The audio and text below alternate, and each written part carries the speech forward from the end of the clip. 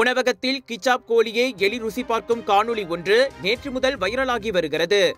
இதனைத் தொடர்ந்து அந்த உணவகத்தை தற்காலிகமாக சுகாதார அமைச்சு மூடியுள்ள நிலையில் நிகழ்ந்த தவற்றுக்கு வாடிக்கையாளர்களிடம் மன்னிப்பு கோரியுள்ளார் அந்த உணவகத்தின் உரிமையாளர்.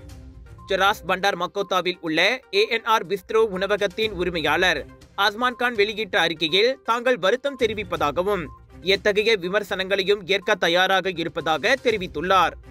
தனது உணவகத்தில் வாரந்தோறும் பூச்சி கட்டுப்பாடு மற்றும் சுத்திகரிப்பு பணிகள் நடைபெறுவதாகவும், இருந்தாலும் பழைய வடிகால் மற்றும் கழிவுநீர் குழாய்கள் அருகில் இருப்பதால் நீண்ட காலமாக எலி பிரச்சினைக்கு உள்ளாகி வருவதாகவும் அவர் கூறியுள்ளார். இதனிடையே அந்த இடத்தின் முக்கியமான வடிகால் மற்றும் கழிவுநீர் அமைப்புகள் எலிகளின் குடியிருப்பாக மாறிவிட்டதாகவும், அதற்காக உள்ளாட்சி நிர்வாகம் கடுமையான நடவடிக்கை எடுக்க வேண்டும் என அவர் கேட்டுக்கொண்டார். தற்போது அந்த உணவகம் சீரமைப்பு பணிகளில் ஈடுபட்டுள்ள நிலையில் விரைவில் மீண்டும் செயல்படும் என நம்பப்படுகிறது.